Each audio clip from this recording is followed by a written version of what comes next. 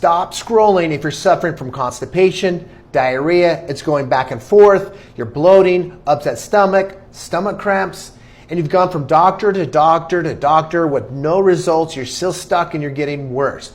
This video is for you, and I'm going to talk about the 3 things that you need to know about when you're trying to handle these kind of IBS type of cases. And if you make it to the end of the video, I'm going to offer you something that might help you get a little further in your journey getting back to health. I'm Dr. Darren Scott. I've been helping people for 20 years get their life back from chronic conditions like irritable bowel syndrome. Now, this is Susie. Now, Susie, it looks like was diagnosed with SIBO at one time. Kudos to the doctor that pulled it, because I never looked for it. But what they didn't do is treat it right. They offered her antibiotics. Now, here's the thing. Number one, you need to find out why you developed SIBO to begin with. That is crucial. There's multiple reasons. One little nugget I can give you is if you're suffering from this stuff, you probably need to take 2 tablespoons of apple cider vinegar before each meal, because low stomach acid can contribute to SIBO. And not only that, parasites, you can't absorb iron, you can't absorb B vitamins. There's a lot of stuff that can be a problem and give you gallbladder problems.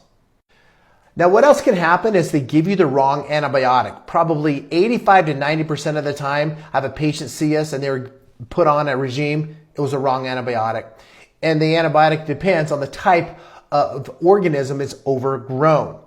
Small intestinal bacterial overgrowth, which is SIBO. There's 2, maybe 3 different types that you're really looking for, and we're going to talk about those. And those will determine the treatment. So here's actual testing from one of our patients. So we're looking for 2 different gases or 2 different types of organisms that overgrow. One is hydrogen.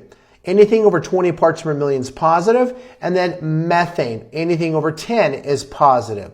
Now, in this case, you notice that 22 is positive. They do have methane producers, but it looks like this is normal, right? Wrong. Let me look at this. See that CH4? That means it takes 4 hydrogens to make 1 methane. So many times if you have methane, you do have hydrogen, even though it shows normal.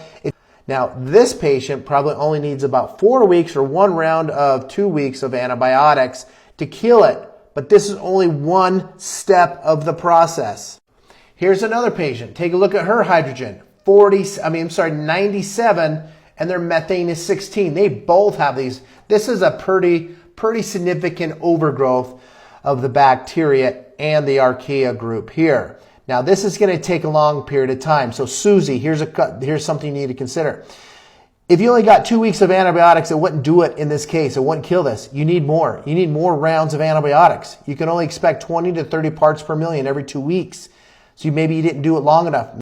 Maybe you had the wrong antibiotic. They didn't find out what was wrong. They didn't take any preventative measures. So there's a lot of missed steps here that I can see. And this is commonly the case. The doctor's trying to help you, but they don't really know how to treat this. So if you're having problems with IBS, you're having problems with SIBO or whatever it is, and you're tired of this stuff, reach out to us. You can do a free discovery call. Now, if you order a SIBO test with us, I want to make sure you can do that. I am offering a free lab review of that SIBO test. So all you have to do is pay for the test. You can go to labstop.com, or you can go to the link in my bio and click order test, and I will read that for you. So